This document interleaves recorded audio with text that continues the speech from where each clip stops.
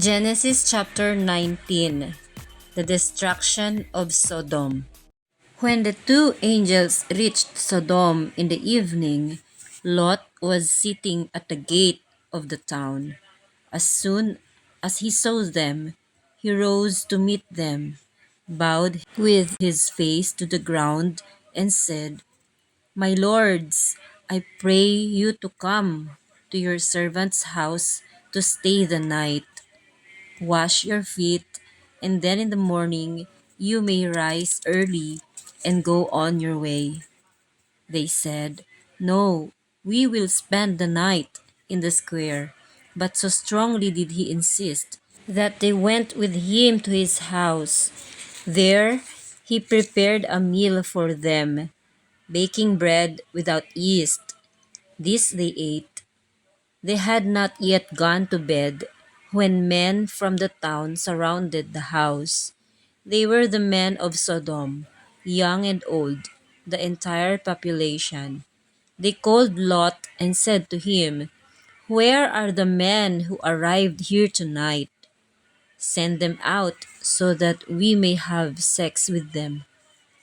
Lot went out to meet them, shut the door behind him, and said, "I beg you, my brothers, don't do such a wicked thing. I have two daughters who are still virgins. Let me bring them out to you.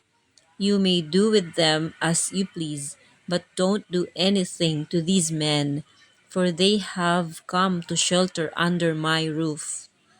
But they replied, "Get out of the way.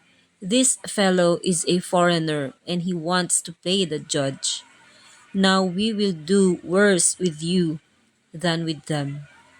They pressed hard against Lot and drew near in order to break the door.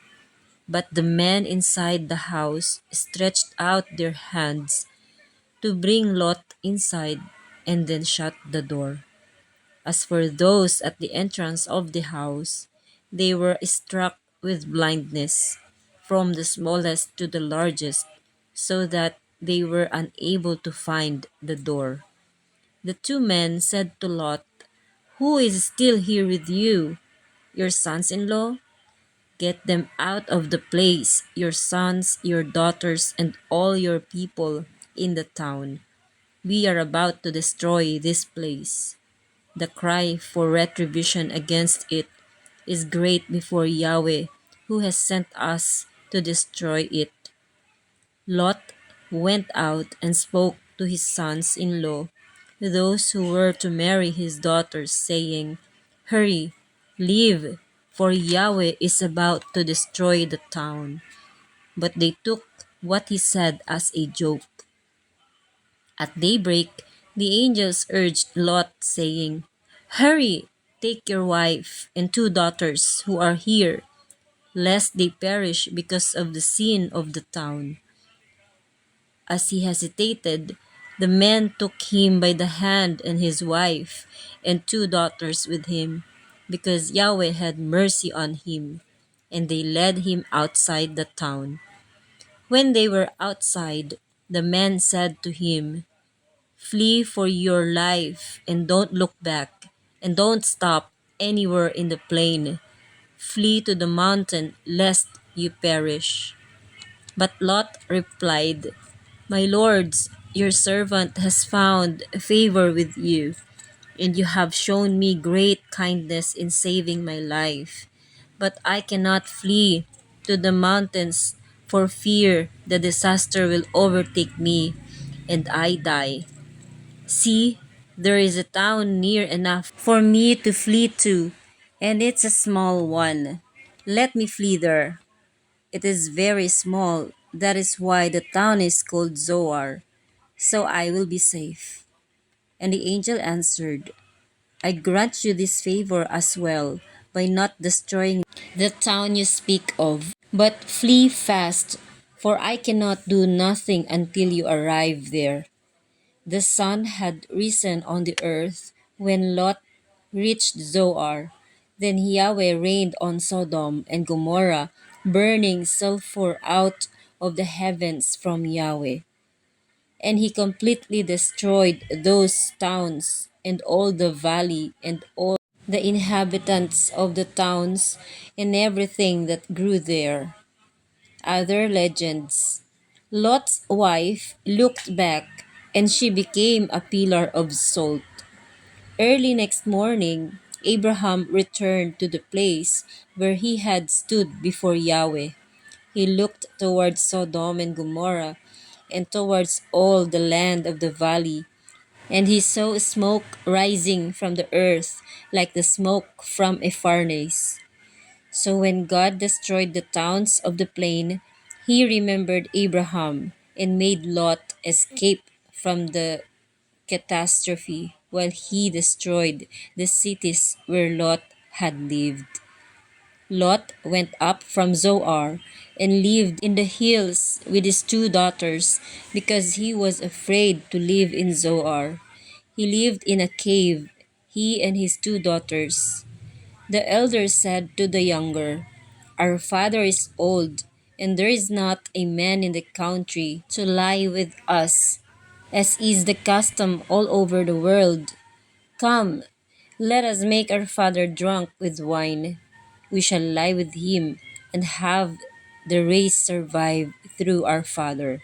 So they made their father drink wine that night, and the elder went to lie with her father. He knew nothing of it, neither when she lay down nor when she left. The next day, the elder daughter said to the younger, "Last night I lay with my father. Let us give him wine again tonight, and you go and lie with him. In this way we shall continue the race through our father." Again that night they got their father to drink wine. The younger went and lay with him. He was aware of nothing, neither when she lay with him nor when she left. And the two daughters of Lot became pregnant by their father. The elder gave birth to a son and named him Moab. He was the ancestor of the Moabites who live today.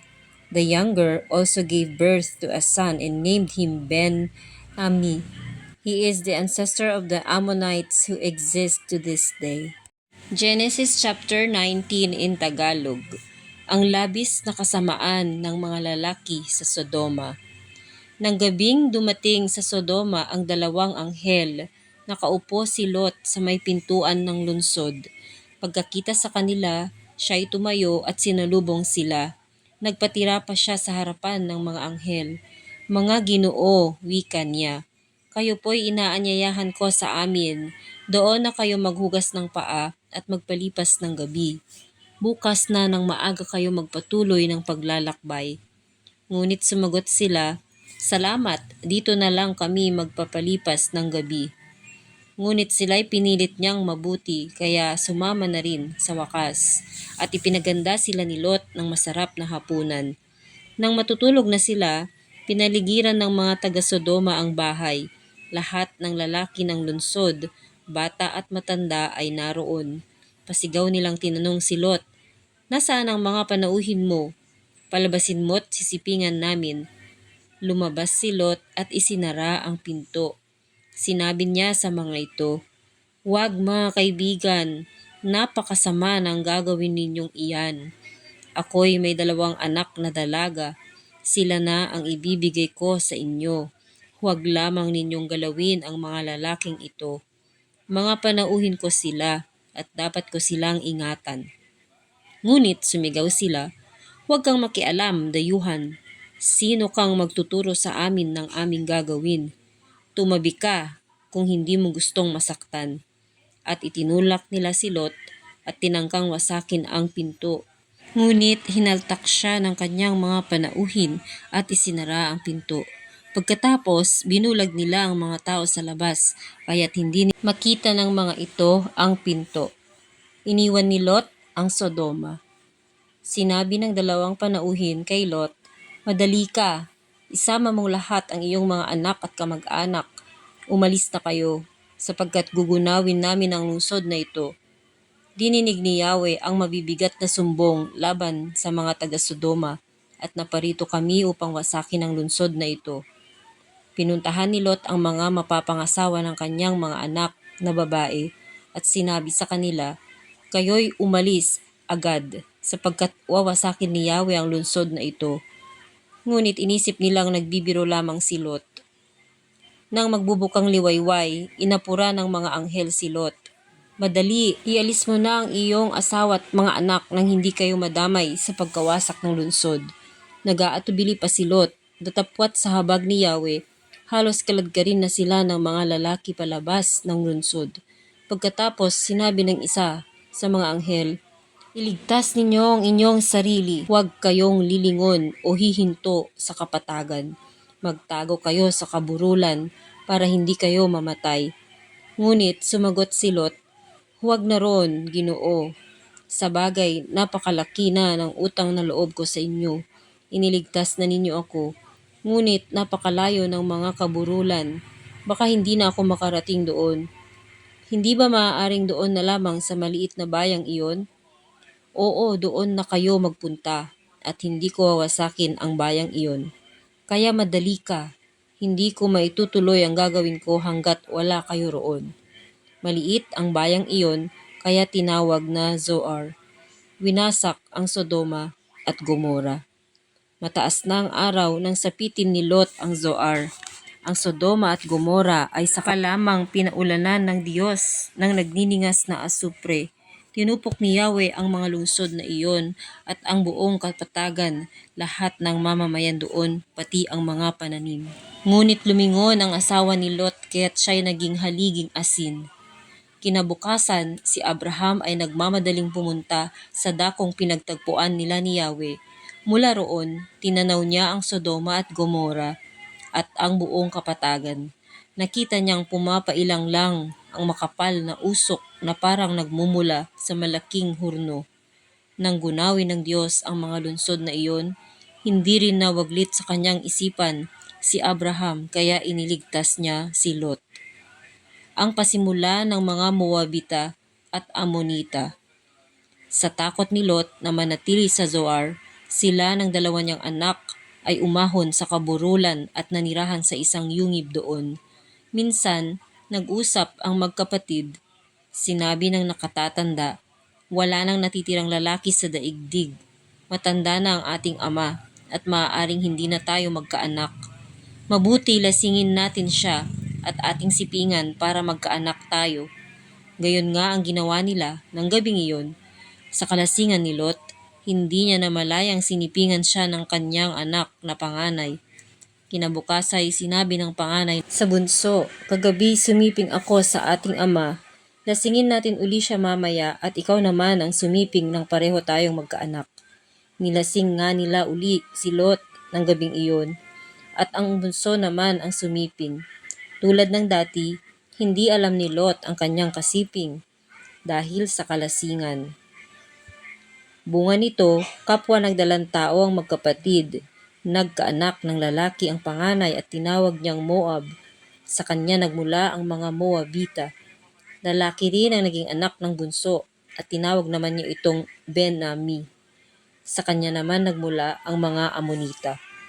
To God be all the honor, praise, and glory in the reading of the Holy Scriptures. Amen.